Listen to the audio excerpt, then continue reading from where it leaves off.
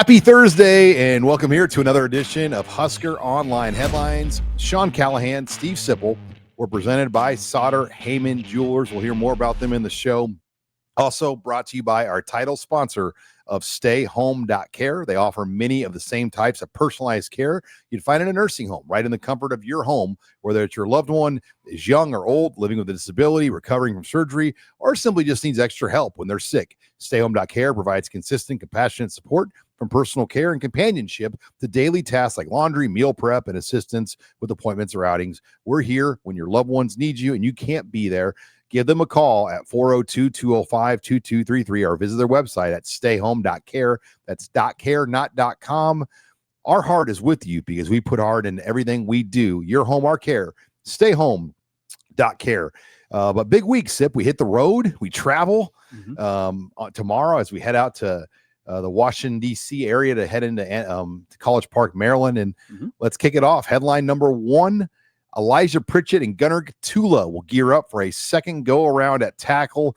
Of all the things we'll be watching in this game on Saturday, that has to be kind of towards the top of the priority list, knowing probably the strength of Maryland might be those two edge rushers they have, both which are true freshmen. Yeah, I mean, you hate to say things like that's the game, that's the key, but it might be just how Nebraska handles Maryland's pass rush in general. And particularly those two tackles. It's kind of round two for those guys, right? Where it's round two with Pritchett on the left side and Gunnar on the right. It didn't go too badly last week. I mean, I know we've talked a lot about that. So that stretch that you've referred to was 25 plays, 19 yards. That colored that game a little too much, probably. Like 2 full quarters. Yeah, it's just sake of discussion, I have to be careful not to think of that game in terms of just that. There's a lot. Well, the wind played a factor in those. Yeah. And I mean, Nebraska still scored 38, right? So, but anyway, so how will Pritchett do? How will Gunnar do against these guys, these freshmen? And it's not just the freshmen. They have some guys up front that are pretty good, but the guys you're talking about are number 9, Zahir Mathis, and number 29. I think you're talking about number 29, right? Sidney Stewart. Yep. Okay, good job, Sean. Those are the kind of guys to watch. I mean, for fans, 9, Sean, and 29. Those are the guys. Yeah, you look at just the numbers of these two edge rushers. Okay. Sidney Stewart has 20 pressures on the year, 6 quarterback hits, 3 sacks, 11 hurries. Zahir Mathis has 18. They've hit the quarterback, that duo. They've hit the quarterback 9 times. They've hurried the quarterbacks 22 times, and they've sacked the quarterback 7 times. So these those 2 players. And these are freshmen. 2 true freshmen. Puppies. They're pretty good, right? So that's a tall order for those. Tall order is a cliche, but it is. That's something to watch. I mean, that's what you're watching, right? That's what you're going to be locked in on pretty hard, right? Yeah, their overall pass rushing grade are elite. Also Daniel Wingate, their linebacker. Okay. He is a dude. To kind of put it in perspective, he has 27 stop tackles, which are tackles of impact in a game. Yeah, that's a lot. Nebraska's leading stop tackler is Vincent Shavers and Javen Wright. They have 11 each. This guy's 27. 27 stops. Yeah, Daniel Wingate's number 1, so he'll be easy to spot. He's a junior, so he's a veteran player. All these guys, I mean, they're all East Coast guys. Mathis from Philly. This guy's from Bowie, Maryland. Daniel Wingate. Sidney Stewart's from Joppa, Maryland. The reason I say this is you can recruit out there. There's talent in the DMV, DC, Maryland, Virginia. Yeah. And it's an area like, if you go back to like the early Penn State eras of Joe Paterno, they cleaned house out there. Yeah. I mean, they would get. Yeah, they did. It's hard to do because there's a lot of people that go in there. But yeah, Penn State, when they were really peaking in like the 80s and 90s under Paterno, they had no real competition in that part of the country. Really? I mean, Syracuse at times was good, but they own the Northeast. Yeah, and they got all those kind of guys. Plus, Penn State, I think I've had coaches tell me they have about 12 feeder schools in the state of Pennsylvania. So they got Pennsylvania, Pittsburgh, and Philly. Yeah. So plus the DMV. Yeah. Plus anyway, New York, plus New York City. So Coach Callahan, do you have to tell those guys, Gunner, Pritchett, hey, a lot of this is on your shoulders now? Or do they just know that? I mean, I think it's really obvious, but yeah, Maryland is not a team that's going to blitz a ton. They're not. Like their front four does it on their own. Oh, see, that's scary though, because you can go back in coverage. You can commit 7 to coverage. But it's not like they're a crazy good defense.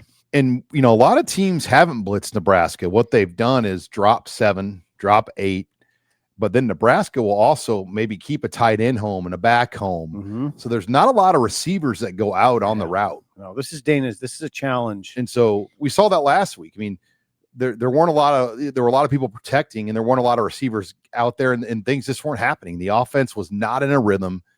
And these 2 edge rushers, Wingate and Reddick, those are the guys that could get Nebraska out of rhythm in this game. Right. So you want to, and I would imagine, I was going to say it, Sean, I think rhythm is going to be hard to find in this game for Nebraska's offense. I don't think they're going to march up and down the field. And in fact, I did my prediction early in the week, and I predicted a score that was way too high. Might be a little low scoring this game. I mean, Maryland is 11th nationally in scoring defense. Now, I don't know what to make of that because they've played FAU, Northern Illinois, and Towson. But I think that can give Nebraska some problems because of what you just said. Yeah, that stop tackle number is eye-opening when you see 27 stops for that guy, and then their pass rush numbers are eye-opening. To put it in perspective, I've got the Big Ten chart pulled up here. The leading stop tackler is 28 in the Big Ten. That's Manny Powell from Purdue. Wingate's number 2 at 27. Okay. In terms of pressures, Sidney Stewart leads the Big Ten in total pressures with 20. Then you've got an Illinois guy, Gabe Jacques, who's played one more game, has 19.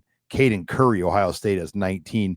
Zaire Mathis is 4th. So you guys are pretty elite. 2 of the top 4 individual pressure players on the edge are on this Maryland D-line. That's against what's been the biggest liability, if you're being real, for Nebraska has been just the uncertainty at tackle. Mm-hmm. Especially when you're talking about playing power conference opponents. They've given up 12 sacks in the last 2 games. I'd say no more. It's not, now you would agree, it's not just on the tackles. It's not just their fault alone. Well, next week they're going to see Anthony Smith from Minnesota, who leads the Big Ten in sacks. So it's every week there's going to be a guy like this. This is the Big Ten now. Absolutely. This is not Akron anymore. No, absolutely. So that will be something to watch. There's no doubt how Gunner and Pritchett and then maybe Teddy. I mean, we'll see kind of what it looks like. Corcoran that played a few snaps as that additional tight end. A guy today asked me, is there any young guys that are making any moves that could push their way into that conversation? No. Okay. Not a tackle. Okay. I mean, I didn't think so either. I think there's 4 or 5 guys in kind of an ordered line right now, with Tyler Knack being maybe the 5th, Corcoran's the 4th. Yeah. I mean, I think that to get to the 6th guy is a pretty big drop off. On the interior, I do think Machachok's pretty good. Mm-hmm. But I still think there's versatility there where a Corcoran or somebody else could play guard. Yeah. They got their veteran guys that are going to handle it this year. All right, before we go to headline 2, again, brought to you by our title sponsor, StayHome.Care. Call them at 402-205-2233 to learn more about what they can do for you, your loved ones. We're also brought to you by Sartor Hamann. Make Sartor Hamann Jewelers your go-to for your Husker jewelry needs. Home of the one-of-a-kind handcrafted Husker jewelry featuring our famous 14-karat gold corn cob earrings and pendants made by hand in our master jeweler shop, using real gold and emeralds for the leaves. These are limited in supply. Also, our state of Nebraska pendant featuring the outline of the great state of Nebraska with a ruby in the place where Lincoln is on the map. Got Lisa that for her birthday, by the way. Oh, you did? Nice one, Sean. Stopped in there and picked that up. But be the talk of your tailgate with the unique one-of-a-kind Husker jewelry. We sell out of these every season very fast. So make sure you get in and get your orders in now. Mention Husker Online in the show, or just put Husker Online, all lowercase online, and you'll get 10% off your orders now. So use the promo code Husker Online, or simply go in the store and say Husker Online. They'll give you 10% off your order at Sartor Hamann. A Nebraska tradition as famous as the Cornhuskers, 120 years of excellence, 4 generations of family. Don't mess around with the rest. Come to the best.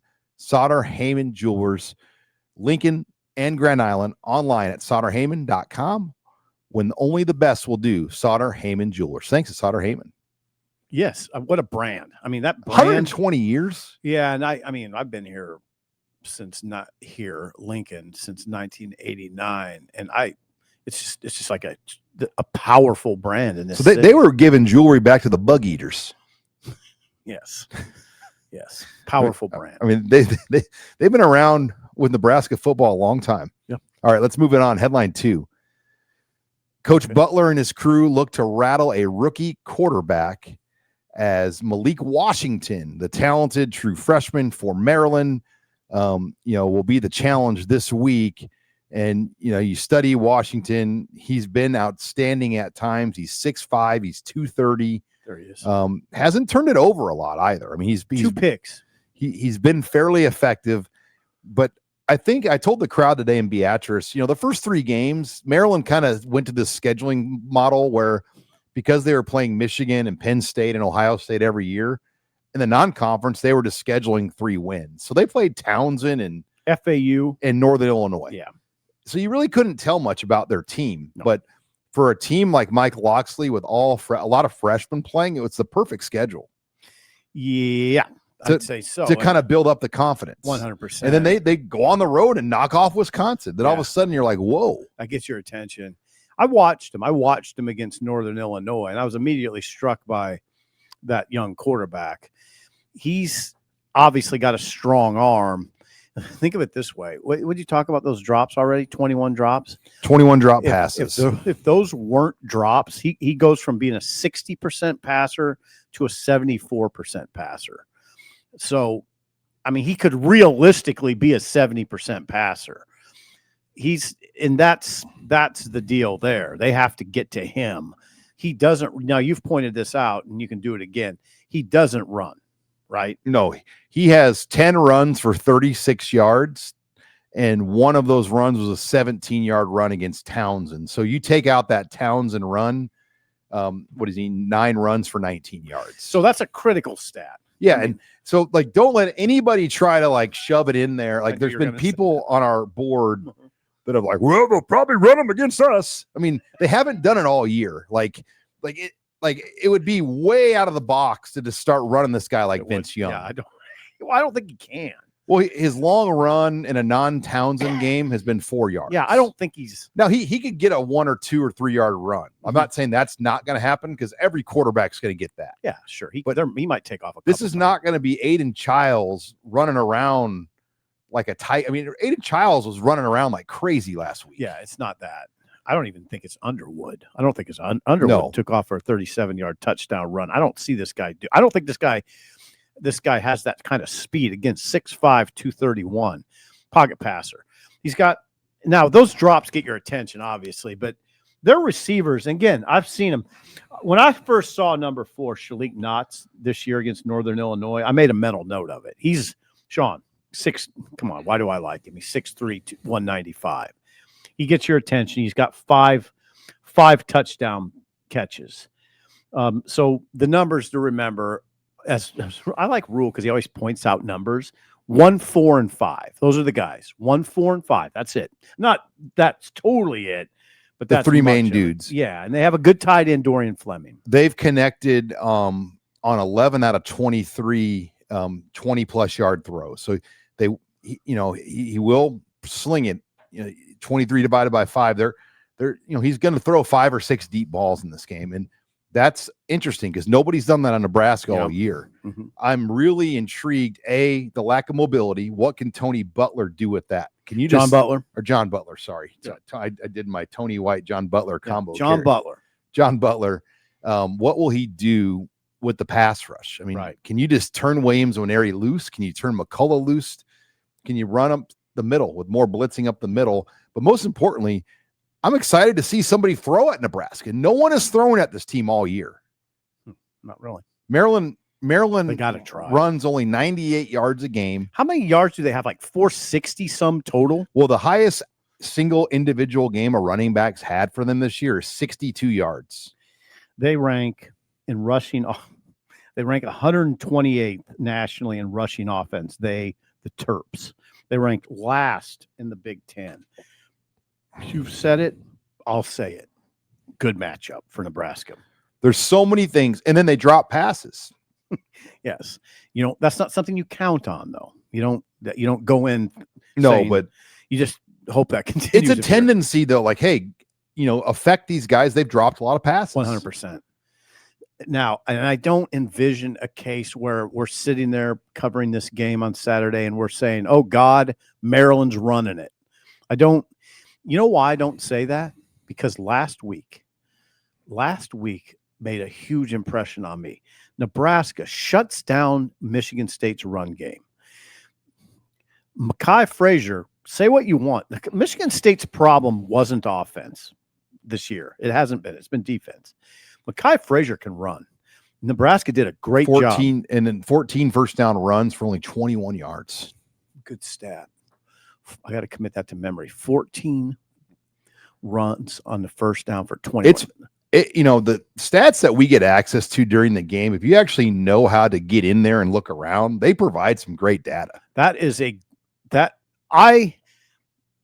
game, the game Nebraska versus Michigan State, the thing that made the biggest impression on me was Nebraska's defensive line, led by Winery, and even Judy in this case, and what they did to set the tone. And what is that, Sean? The first series, Javin Wright leaps a blocker. That's Javin Wright, the linebacker, gets there first. Now, I don't think he would have got him down, but here comes, then what, 96. Here comes 96, Williams Winery. If you watch that, he slammed Childs. And it was like, okay, big boy, this is what you're getting now all day long. And that's what they got. And Michigan State had a right tackle who had not been a starter. In fact, the last game he had played was the Boston College game. Is that right? And they went after him. Good. And the left tackle struggled too, but that's Winery. Yeah, Winery and McCullough and Lenhart, they really exposed the tackles for Michigan State. Yep, Lenhart had a huge sack late. McCullough was in the backfield a lot. Now, what you're seeing, or what my interpretation of what you're seeing is, Winery and McCullough confidence escalating. You can see it. We watch the games. We watch every single play. You can see confidence. And you got 15 on one side, 96 on the other. And Sean, that's a good picture now. You got Lenhart going. Keona Davis played okay. With Shavers and Wright in the middle. Right. And I didn't even say Dawson Merritt. I said I joked that's a hell of a crew to patrol the border, the line of scrimmage. So to speak. I mean, it is. That's a good crew. I think it is. There's not too much getting through those guys. No, and last week they were pretty good. Not last week. Now, see, you understand though. You got to put some perspective in this. I mean, I led the charge on this, and they might be proving me wrong. We thought they were really vulnerable up front. They didn't look vulnerable last week. No, the defense kept them in the game. Yeah, they did not look vulnerable. When the offense was in its worst moment of the year, the defense and special teams dug in. So it looks like they're in the midst of changing the narrative. But, Sean, it's a week-to-week evaluation, and let's see it now. On the road. Yeah, let's see it. Let's see it again. All right. And you know what, Sean? If they play like they did against Michigan State, Nebraska will win this game by double digits.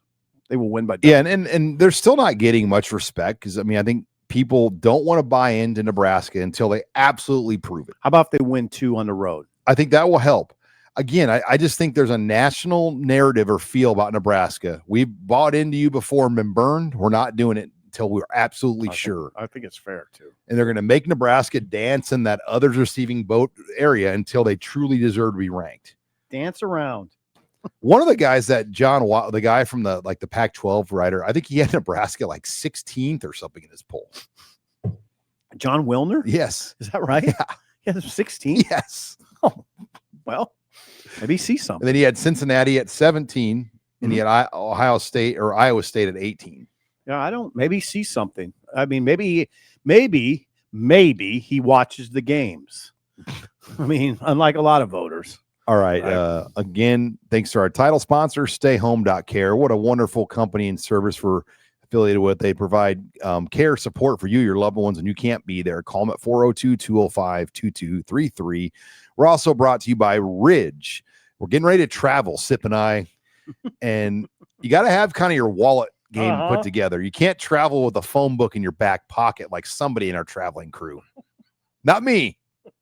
I've narrowed it down a little bit. I need to get a Ridge wallet. You've probably got cards for restaurants that aren't even open anymore in your wallet. I got cards for people that aren't alive. Sean. You've handed me a gift card to a restaurant. Like, here, just take this one. And like, Sip, that restaurant closed 5 years ago. I'm in that age, Sean, where I got people on my phone that aren't alive. I got Beano Cook in my phone. That's 59. He used to live in a hotel in Pittsburgh. Yeah, Beano's a great man. But Ridge wallet, you can get any kind of wallet you want. They have traditional leather wallets, the slim credit card style wallets. They also sell luggage, keychains, not just wallets. Great gear. And we've got a special for you. Go to ridge.com/Husker. Use the promo code Husker, and you'll get 10% off your order of Ridge. Again, that's ridge.com/Husker. Promo code Husker. You'll get 10% off. And it's not just wallets, like I said, tons of other great products they offer and sell. Things that just make traveling and day-to-day life a lot better and a lot easier. Look at that stuff. They have a bunch of stuff. Wow. I joked. I mean, some of these wallets are like literally bulletproof. Don't test. We're not gonna test it out. Heading to Washington D.C. All right. Well, the trip's off.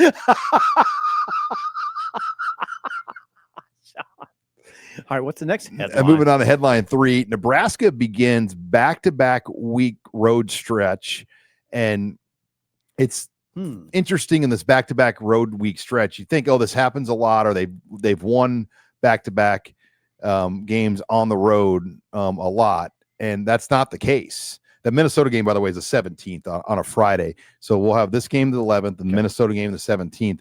But Nebraska has not won back-to-back weeks on the road since 2006. And a hat tip to Michael Sevier, our friend. He's been on that stat all year, and he makes a good point. Yeah, you can assume Nebraska can win these 2 games, but they haven't done it in 20 years. What a stat. So that was a team that played for the Big 12 title. With Zach Taylor. With a veteran quarterback and a good team. And these road trips back then were Iowa State and Kansas State. So yeah, that was bus trips. Right. So they beat Iowa State, then Kansas State. I think it was 21-3. They beat Kansas State. I have it in front. I don't have it in front. I remember that Iowa State game. I want to say it was an intense game. It was a night game in Ames. Oh, it was intense. I remember Todd Blythe. Yes. That big receiver they had. It was a good win. It's tough. There's no magic tricks on these things. Like people, they want you to come up with this magical answer on how to do it. There's no magical answer. I'll tell you what, though, what I'm seeing from Nebraska, what it takes, and this, I'm seeing it now. There's some dudes playing for Nebraska right now. Credit Matt Rule they're not where they need to be roster-wise. They're not. But they're getting there. And it's those guys we've talked about on the show already. On offense, it's Emmett Johnson, it's Barney, it's Isaiah Hunter, it's Dane Key, although he's in sort of a 2-game, kind of gone away for 2 games. It's those types of guys, maybe even throw Lindenmeyer into that. It's having a quarterback that can make plays in clutch situations. And on defense, it's those guys like Winery and McCullough, and then in Singleton and Shavers and Wright. You got to make plays. The one other thing I'd say is think about that game last week when Nebraska looked dead in the water at 21-14, and it was a lull. And Sean, we were up there thinking, God, this isn't going well. 21-14 the third quarter. And then what? Ja'Cory Barney adjusts his route, gets wide open, and Dylan delivers a strike into the wind. Playmakers, guys who can make plays. That's what gets you over the top on the road. Well, and just think of the coaches you're going to be going against. Like, look, Mike Loxley was a Nick Saban guy.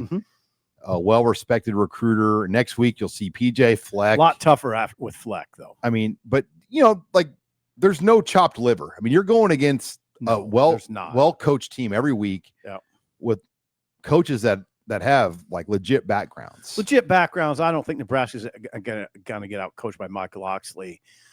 It's not Fleck, like though, this is not like Daryl Hazel and Purdue or something. No, that's true. But also Fleck is much more formidable. Fleck's tough. The game with Minnesota to me seems tougher. Not that this won't be. I am not the guy now. You're not going to catch me doing this thing where I'm looking ahead at all. I don't do it. I hate to sound like a coach, but nothing should be easy right now. But I like them against Maryland. Yeah, I mean, it's not easy for Illinois right now to win at Purdue. No, I mean, every game in this league, unless you're Ohio State, maybe Oregon. How about Indiana? I mean, put Indiana in there. Close. I mean, the Iowa game was 20-15. Oh, good point. See, that's a great point to back your point.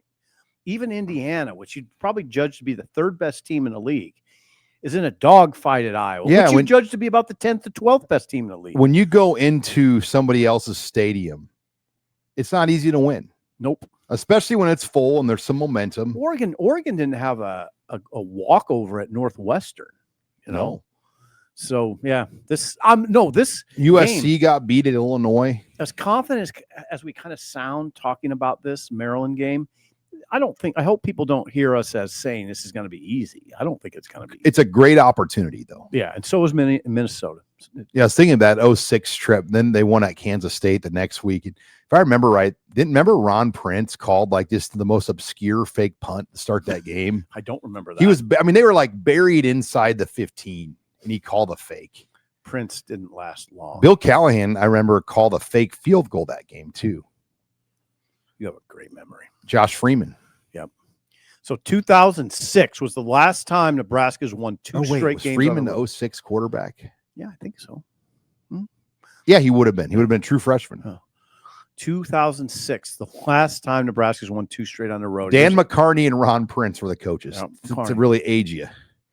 It doesn't take much. I used to love Dan McCarney. Was a great guy. Yeah, he was upbeat. Ron Prince, not so much. Ask Frosty. Frost was a part of Frost was coaching for Kansas State the last time Nebraska. He was a GA. Yeah, he got for Raheem Morris. Yeah, he got a big break. That was Frost, kind of a big. He was at Northern Iowa. I think it was DC, and he caught a big break to get into like a power conference. And I want to say James Franklin was on that Kansas State staff back then. He might have been. That's amazing if you're right about that. I'm looking back to double fact check myself. Yeah, 06, 07. James Franklin was he was the offensive coordinator, quarterbacks coach. So that's how long it's been since Nebraska's won back-to-back weeks on the road. James Franklin and Scott Frost were coaching together at Kansas State for Ron Prince. It's remarkable, Sean. That's pretty crazy. Franklin and Frost were together. I mean, just think about that in so many different ways. I know. Wild. It's wild. You could do that. Would be fun to look back at even maybe Iowa State staff, and you don't have to do it now. But and Raheem Morris was the defensive coordinator for Kansas State. Right. I mean, James, that was crazy about when you think back to the big Ron Prince hired some good coaches. Yeah, those two guys, Franklin and Raheem Morris, as your coordinators, it's really good. They scored 3 points. Wasn't it 21-3? Am I wrong? Hold on, I got it right here. Yeah, 21-3. That tough game in Ames, it was 28-14, and it was a tough game. It was a bear. But yeah, that's the last time. Let's go move on. All right, you've had enough back in the day. Yeah. All right. Before we go to 4, thanks again to StayHome.Care, our title sponsor of the show. Call them at 402-205-2233. We're also brought to you by Rocket Money. And you know what Rocket Money does? They were trying to save you money. And they provide a great product for you where you log in and it has all of your subscriptions and everything that that's coming out of your monthly accounts. It shows you, and it knows what the rates you're getting are, and it knows that they can get you better rates, and they will actually renegotiate your cable bill or your whatever subscription you have. They have people that will try to help you save money with the service at Rocket Money, and they'll let you know how much money you're spending per month. It's a great way to kind of budget your day-to-day life, and proud to be partnered with Rocket Money. Go to the website, rocketmoney.com/Husker today. Again, that's rocketmoney.com/Husker, and they'll get you set up. You can try it out for free to learn more about some of the different things that they can do for you to, most importantly, help you save money and maybe knock out some of those unneeded, unwanted subscriptions, which we joked that Steve Sipple had like subscriptions at one point going to like 10 different newspapers. Yeah, it was incredible. Trix came to me one time and said, in our checking account, there's like $90 a month being pulled out. Maybe solve that. You had a subscription to like the Oklahoma City newspaper. I had the one that made no sense was the Houston Chronicle. Why? Why did I have a subscription to the Houston? You know why?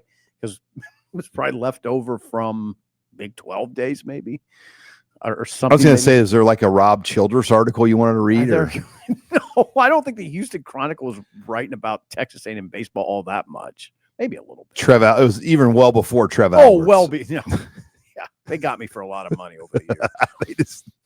The Rocket Money is going to help you with that. All right, let's go to 4. Week 7 in the Big Ten will bring some monster matchups. Kind of like a day where, if you could be at home, it'd be great.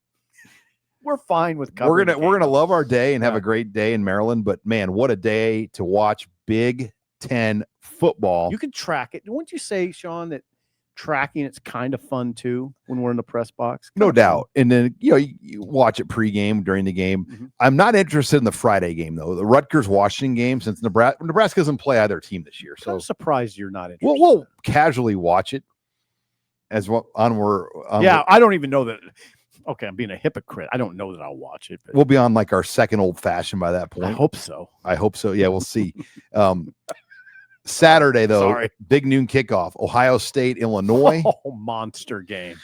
I mean, Ohio State's favored by 14.5.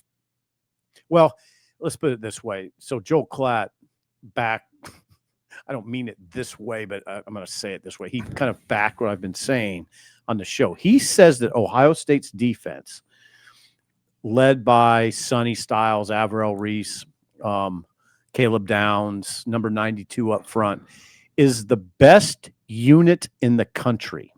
They have the best unit in the nation. I believe that. I've seen them twice. I watched them against Texas, and I watched them against Washington, and I was spellbound. They are loaded on defense, Sean. I mean, and Illinois' offense has not been what we thought it. No, now we have also seen, and I think you'll back me on this. We've seen Ohio State show up in Lincoln for 11 a.m. games, sleepwalking, right? We've seen it here.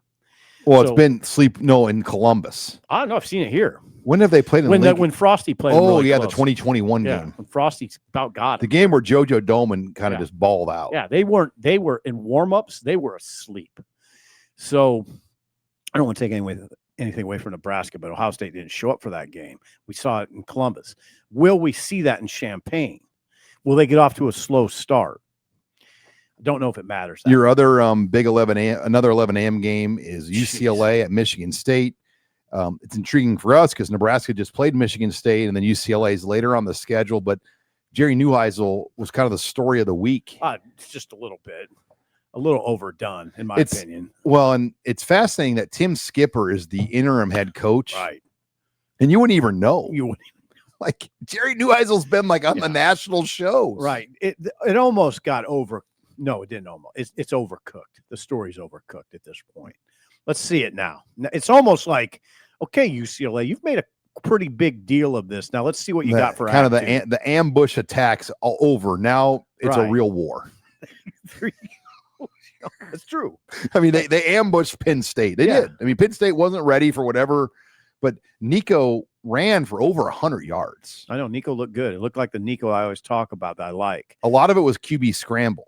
Yeah, it reminded me of when he was at Tennessee against Ohio State in the playoff. And late, if you watch that game to the end, it always made an impression on me. In the playoff game against Ohio State, he was running, cracked his helmet at one point, kept kept charging. He's a beast. Oh, Nico can run it now.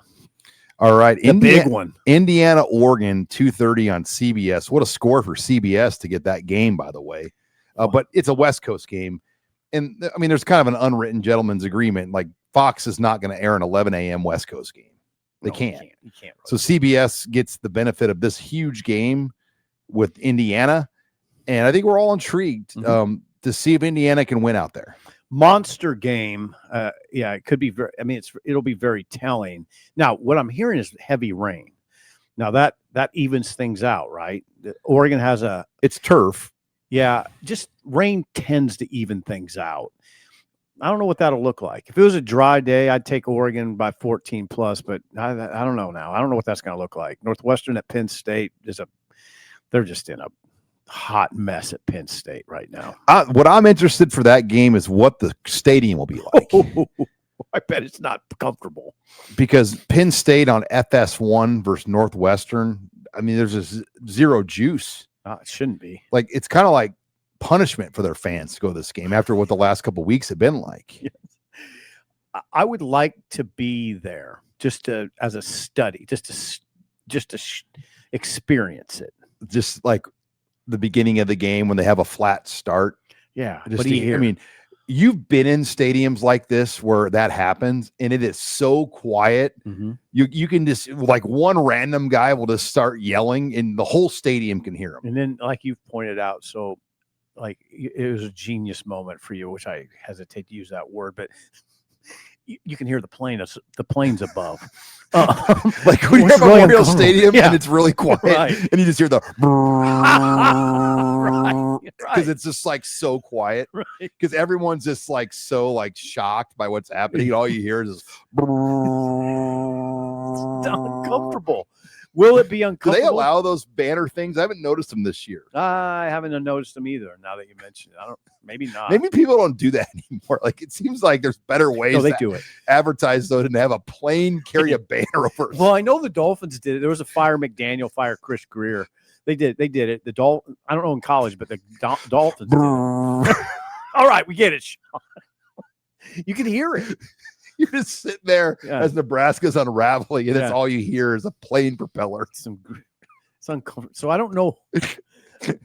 Can you imagine if Northwestern gets an early lead? What will be said verbally toward Franklin? You won't be hearing plane propellers. It'll be no. Can you imagine how ugly that? I mean, that's a hard. And Franklin is not one that keeps his head down.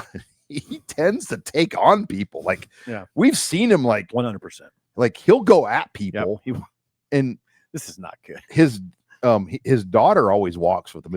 He's got an older daughter that might be college age now or high school age, but she walks right with him. It's a tough deal. Oh God, it is. We'll see what that looks like. Yeah, there's a lot of intrigue this week. Well, Iowa, Wisconsin. Yeah, I'd say that's intriguing. Oh, I'm hearing Gronowski from my inside sources. It's going to play. They're going to try to play him. Wisconsin is a 3-point dog, but I could see Wisconsin winning. In fact, I picked Wisconsin. Did you? I can't remember who I picked. I don't know. I think they're due for one. I mean, and this is not a good Iowa team. No, and if it's Iowa without Gronowski, not that Gronowski's been great, but he's the starter. I mean, think how much Fickle's going to throw at this game. I would like to think so. I wonder where his head's at. It's in Madison, though. So Michigan, USC. God, that's a great night. Woo! I mean, that's breathtaking. Just seeing the logo Michigan and USC at night on NBC in the Coliseum. Full stadium. Sold out. They said, I was reading that they said Nebraska's game last year was sold out. It was. Was it? It was homecoming. Didn't look sold out, though. Yeah. There was like the pocket of that student section that might have been a later arriving. Okay. There's also parts of the stadium they don't seat. Yeah. Because not every seat in the Coliseum is a good seat. They sold out last year. I think it was Northwestern, Penn State, Nebraska. God, I loved going. The game was awesome to sit there in Coliseum. Oh, the LA Coliseum was magic for us. You could see the Hollywood. Yeah. It was a beautiful day, as usual. Most of the time it is out there on this time of year, right? Right. This time of year is perfect. It was a very LA press box meal. It was like Oriental chicken. Remember that? Yes. It's good. It was like such an LA lunch. they play like the West Coast rap, like they're playing Dr. Dre and old school rap. I was freaked out when they did the Olympic introductions. How many USC alum that was our sweet. current USC athletes were in the Olympics? Yes, because it's all the international ones. Right. Wow. Yeah, that's. I mean, there were like 40 Olympians. It was nuts. What a trip. So Michigan, Sharon Moore said, yeah, it's sold out because we're bringing fans because it's Michigan. It got a little ugly there. Yeah, Lincoln Riley didn't like that. Like, he didn't say too much, but you could tell he didn't like it. Anyway, Michigan's going out on Thursday. I have no idea who to pick. That's the new thing now. Everyone on these longer road trips, I think all the Big Ten coaches must have got together and they've all agreed to travel Thursdays. I mean, Nebraska left Friday at 3 p.m. Thursday at 3. I'm sorry. Thursday, today. It's not Friday yet there. Right, today. We need to call. Come on. Stay home to help you out here. Stop. Hey, so take they the pills in the Thursday easy. one. I took my Friday pill, unfortunately. I hope that doesn't.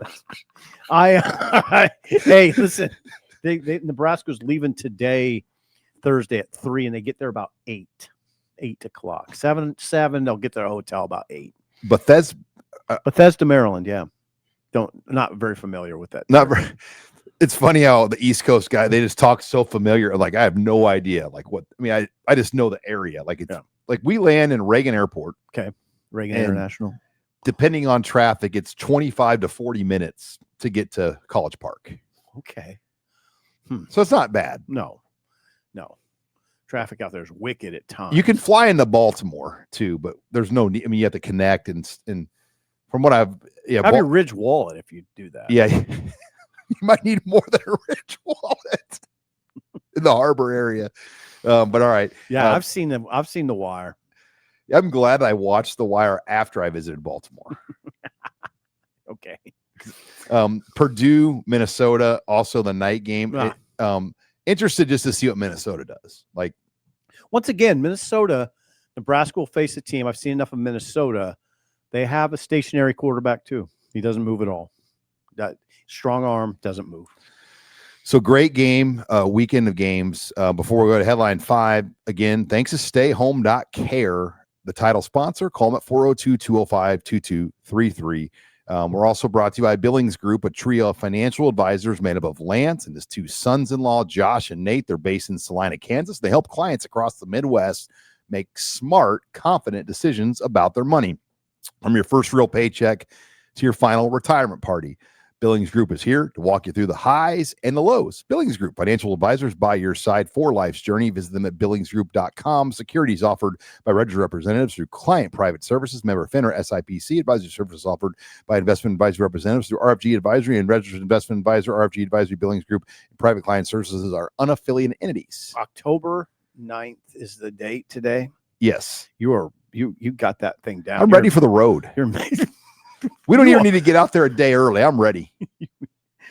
Few people I know look more forward to going on the road than you. Well, it's an adventure. We got to haul you around. It is an adventure. That's a good way to look at it. It's a very, very healthy way to look at all the airport laughs we get. I mean, we get a lot of laughs on the road. Oh, it'll be fun. We don't really have a dinner plan, though, do we? No, well, we got to figure out what we get through our first order of business. Then we'll are we having crab cakes?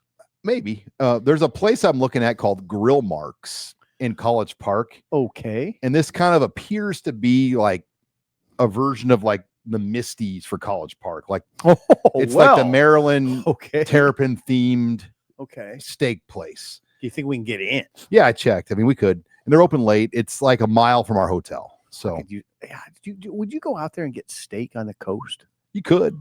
I'm on good fish. Get fish or crab. Yeah. But this is not like it's moderately priced. It's not like golden steer priced. I've had some rough goes with steak on the coast. I don't know. I don't trust it all the time. You know what I mean? Yeah, we live in Nebraska. Right. I mean, a lot of times when you go somewhere, the steak you're eating is from Nebraska. I know. It doesn't make much sense to me. I think it makes sense to get something out of the ocean. All right. Well, let's odds and ends. I want to hit on this first. Millard South and Matt Rule was asked about this today at practice. Why was he asked about it? This is his opinion. He had no opinion. He didn't know anything about it. He might have played Babe in the Woods and didn't want to go there. Yeah. You know, what's your opinion? I mean, I will ask this to you because there's few people's opinion I would value more than yours. It's complicated because I do think there were some powers in leadership that recognized this a year ago that something needed to be done because last year we saw this happen. Lincoln High, Benson, and some others forfeited games to top level teams. And I think some powers that be said, hey, this problem's not a 1-year thing. It's going to get progressively worse. Let's try to do something. And they kind of let this year go through because of the 2-year scheduling cycle. The good news is for next year, they are going to create what's called the emerging districts for Class A and Class B. And these are the teams that obviously, like a Lincoln High, like a Benson, they would play only each other. So you might have 9 to 12 teams in this emerging district. Can you play your way out of the emerging district? And you have the option to play up if you want to. But, you know, if you're a team, so like you'll get a team in the emerging district that might be undefeated, 8-1, but they'll only play each other. And there was a thought to like give them like the 16th seed in the playoff, but that would be a punishment. You'd play Millard South in as a 16th. So they wouldn't play in the playoff. Correct. To develop your program and kind of. So yeah, they obviously Lincoln High forfeited this game as a 4-2 team. And like as the competitor in you and me, it's tough to hear because you know I think about games when you were in high school where you knew like the team you were playing was better than your team probably, but I don't remember that. But you wanted wanted a shot, right? You know, like when I went to Gross in basketball, we had to play Lincoln Northeast. You had to go up to A, and we played a holiday tournament. And 2 years in a row, when Northeast won Class A, we had to play them, and you know they beat us both games. They were the best team in the state. You had to go up where I was in the A league. You know, but you still wanted that shot at it. But I get it. Football's a different game than basketball. I know it is. It's not. You can't compare football and basketball because you get beat up. There's a physical nature. Yeah, I just think it's hard for a lot of traditionalists that grew up in an era where, you know, every team was somewhat competitive. Yeah. You know, like growing up, Bryan and South were competitive teams when I grew up. And now? And now they don't win a game. And that's hard for, you know, Bellevue East had teams that were competitive. Now they're not as competitive. How's Bellevue West right now? They're right around like rank 8 to 10. They're in the top 10 probably. How far away from Millard South are they? Everyone's pretty far from Millard South. I mean, right now, I would say it's Millard South, and there's 3 or 4 teams that kind of are next. West Side, Prep, Omaha North, Elkhorn South. Okay, so Central's not even in that. Well, Prep just beat Central. Yeah, Hammer. But yeah, Central would be in that group because Central beat West Side. Okay, so there is a really good like next kind of group. Okay, but Millard South, I mean, they have 90% of the Division I seniors on their roster in the state. Really? And there's people out there that like, oh, they should just play a national schedule. Well, who's paying for it? Right. I mean, to take a high school football team and fly them on the road, who's paying for that? Who's paying for that? Not the taxpayers. No. I mean, so you just have to get boosters. Right? Yeah, it's $50,000. It's like boosters. $50,000 to play. I mean, right. It's prohibitive. Yeah, it's just couldn't play a whole You could do like one game a year, but it's easier said than done to go out and get a national schedule. So tough deal. Now the thing to watch will be North Platte and Benson are on Millard South schedule remaining. Yeah. And will those games happen? What would you estimate the score to be for those games? I mean, they all would be 70-something to nothing. Great. That's not healthy. I mean, it was 70-something to nothing when Lincoln Southeast played Millard South. But, you know, what would happen, I'm sure, is Millard South would, you know, kneel it or try not to score almost. And that's almost more embarrassing, in my opinion. Yeah, it is. If you're a competitor going against that, it's absolutely when you sense that the other team has to back off. That's not good. That's not. It's nice sportsmanship by the other team. It's almost, but I agree, Sean. It has the reverse effect. Almost. No, in games like this, like that, they can be 28-0 by the mid-first quarter. Yeah. Oh God. Because of special teams and turnovers and everything. They tend game like that. They don't do the running clock, by the way, until the third quarter. Yeah. I don't think maybe they changed that rule, but last I knew the rule was the running clock doesn't start till the third quarter. Untenable situation. All right, Bill Belichick. They came out with a statement that all is fine, nothing to see, but it doesn't seem that way. It seems like quite a mess. The Hulu documentary show, All Access show, has been canceled. I don't even know where to start and what to say about how badly this is going and how I actually regard this story with sadness. This is an iconic sports figure who's sort of embarrassing himself at this point. I mean, he's dating a kid. Well, there's that. There's that. And she's a part of it. Right. And they are terrible. And he appears to be. Now, he says, I'm going to say this, even though I'm reading this statement that says, I'm fully committed to UNC football and the program we're building here. On the off week, there's stories that say his coaches couldn't get a hold of him. And when they did get a hold of him, it was awkward. And so now there's talk of him not finishing the year, which I read as quitting. I mean, so you're this legendary coach that maybe just turned his back on the whole thing. Now, maybe he's being encouraged to turn his back. And maybe it's a little more complicated than that. But this is Bill Belichick overseeing a utter disaster. How would you compare this to when Bill Walsh went to Stanford? That's more high profile. That's part of it. And part of it's just the world we're in with social media. Because Walsh didn't win big, but he also wasn't like a big failure either. There wasn't social media back then. And he wasn't dating a 24-year-old. And it wasn't as big a spectacle. This is a spectacle at this point. I want to be very clear. I feel bad for Belichick. I do. I feel bad for his family. Can you imagine? Like, what's he doing today? Well, it's not like he's in the Big Ten or the SEC. He's in a manageable league. One would think. But to be fair, though, they've lost to Clemson and TCU. Mm-hmm. I think everybody expected them to lose those two games. Clemson was up 28-3 after the first quarter. But Clemson has 2 wins. Their playoff team. Clemson was a playoff team a year ago. Yeah, they're not this year. They were picked to be one preseason. Right. I mean, they have a talented roster. They do. The Central Florida game, though, was probably the one that hurt him as much as any, because that's a first-year coach that doesn't have near as much to work with in Scott Frost that Belichick has. Yeah, I don't know, Sean. All right. Well, that's going to be something to watch. Yeah. What are the odds you think he's back next year? Oh, I don't. I think the odds, I'd give it a 2% chance at this point. 2% chance. Yeah, I don't think they can bring him back. Well, I'm sure there's you do that, by the way? There's things for cause they already have on them, like between recruiting violations, practice violations. Well, the NCAA went after their cornerbacks coach for giving a sideline pass to a recruit's family. Of all the things that go on in this college football world now, the NCAA dinged him for the cornerbacks coach giving out a sideline pass to some parents. Really? Which, if you go on the sideline during a game, yeah, I mean, there can be a cast of characters. God.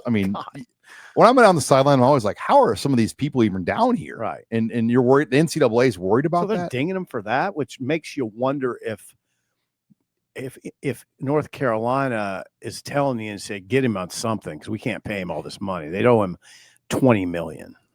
Watching a game from if they fire him without cause, I wouldn't even want to watch I've watched many games from sidelines, but I much prefer to be up where we sit. Oh yeah, me too. Like being trapped in a corner of a sideline for an entire game, it's actually hard to watch the game. Yeah, back in the day before internet, I would go down on the sideline and watch some games.